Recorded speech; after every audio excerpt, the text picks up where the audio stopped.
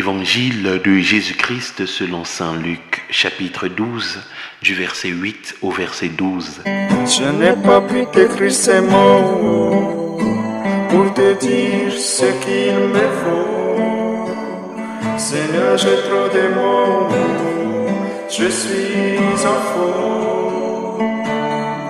En ce temps-là, Jésus disait à ses disciples, « Je vous le dis, quiconque sera déclaré pour moi devant les hommes, le Fils de l'homme aussi se déclarera pour lui devant les anges de Dieu.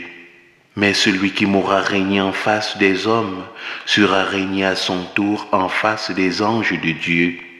Quiconque dira une parole contre le Fils de l'homme, cela lui sera pardonné. Mais si quelqu'un blasphème contre l'Esprit Saint, cela ne lui sera pas pardonné. Quand on vous traduira devant les gens des synagogues, les magistrats et les autorités, ne vous inquiétez pas de la façon dont vous vous défendrez, ni de ce que vous direz, car l'Esprit Saint vous enseignera à cette heure-là ce qu'il faudra dire.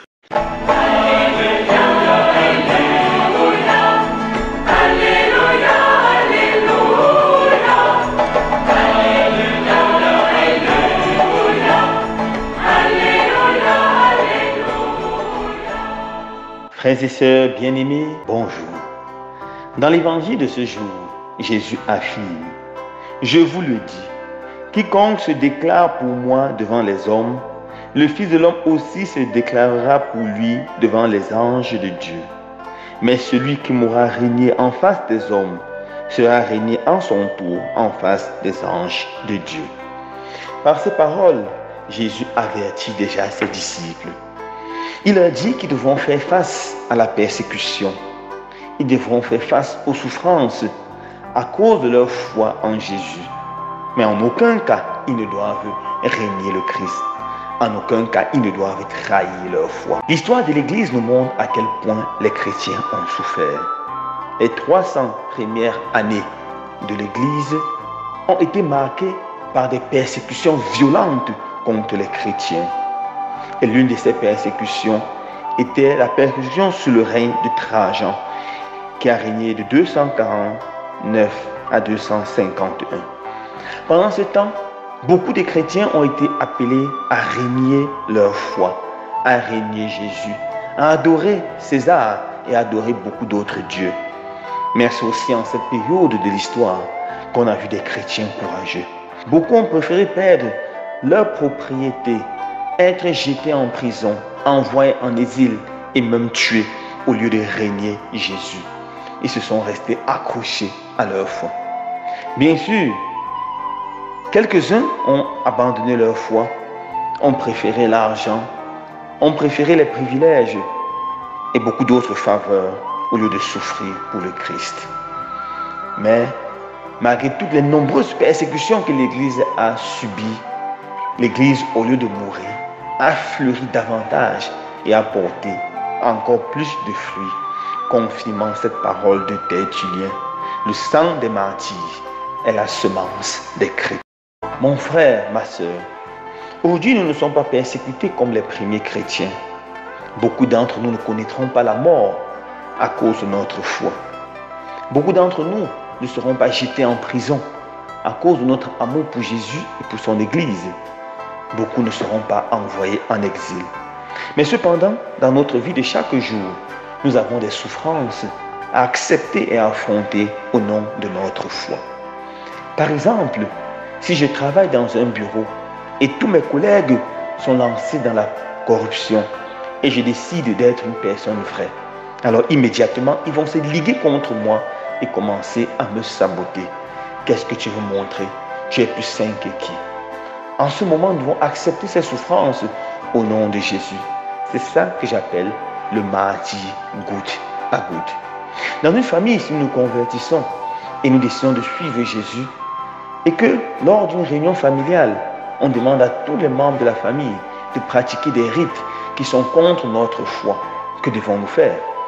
Accepter pour être apprécié par les autres ou prendre le parti de Jésus? En tant que chrétien, nous devons prendre le parti de Jésus, même si nous sommes insultés, calomniés, sabotés par les membres de notre famille. C'est cela, le mardi goutte à goutte. Dans une salle de classe, tous nos camarades peuvent être en train de tricher pendant les examens, de demander et de dire, d'utiliser ce que nous appelons souvent les bords. Si nous sommes chrétiens, nous sentons en nous l'obligation morale de ne pas entrer dans ces pratiques. Les autres vont se liguer contre nous et commencer à nous insulter, nous saboter. C'est ça, le mardi goutte à goutte. Nous devons accepter ces souffrances pour le Christ. Chacun peut continuer et multiplier les exemples. Oui, frères et sœurs bien-aimés, chers auditeurs et auditrices de la RVE, devant la souffrance, nous ne devons jamais régner Jésus. Régner Jésus consiste à refuser la souffrance, à vouloir faire comme tout le monde, à se comporter comme monsieur tout le monde, madame tout le monde. Je suivais quelqu'un donner un proverbe que je n'ai pas beaucoup aimé. Il disait ceci: si tu arrives quelque part et tout le monde piétine le chant de la reine, piétine aussi. C'est le chemin de ton salut. Non, mes frères et sœurs, nous ne devons pas faire comme tout le monde, mais faire comme le Christ et suivre l'enseignement de l'Évangile. Même cet enseignement nous cause souvent des souffrances et des croix. Nous devons les porter avec joie, avec courage, et le Seigneur nous bénira. Et le Seigneur nous élèvera au moment opportun.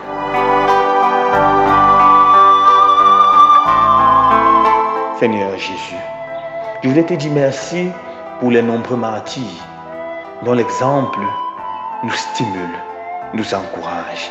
Donne-moi aussi la grâce d'accepter le martyre de goutte à goutte, d'accepter les souffrances et les croix de chaque jour pour l'annonce de l'Évangile, pour que ton nom soit connu et aimé. Amen. Anna Maria, Anna Maria, ovuma anya kore ovuma anya. Anna Maria, Anna Maria, ovuma anya kore ovuma. Zambanga fuwanemo, nyena waeno na bumankore. Waibwe kore besema. Anna Maria, Anna Maria, ovuma nyankore ovuma. Biazu aluga nyankore, biazu aluga nkore nomo. Ovuma nyankore ovuma. Anna Maria, Anna Maria, ovuma nyankore ovuma. Si le vent est en passion, s'élève. Si tu heurtes le rocher des épreuves, si les flots de l'ambition t'entraînent, si l'orage des passions se déchaîne, regarde l'étoile, invoque Marie. Si tu la suis, tu deviendras. Regarde l'étoile, invoque Marie. Reste pour lui sur le chemin. Angoisser les périls, le doute, quand la nuit du désespoir te recouvre. Si devant la gravité de tes fautes, la pensée du jugement te tourmente.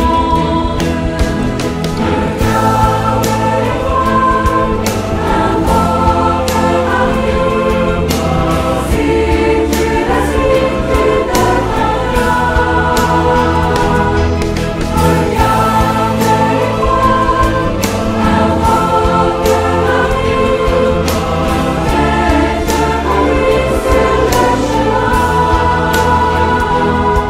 Si ton âme est envahie de colère, jalousie et trahison te submergent,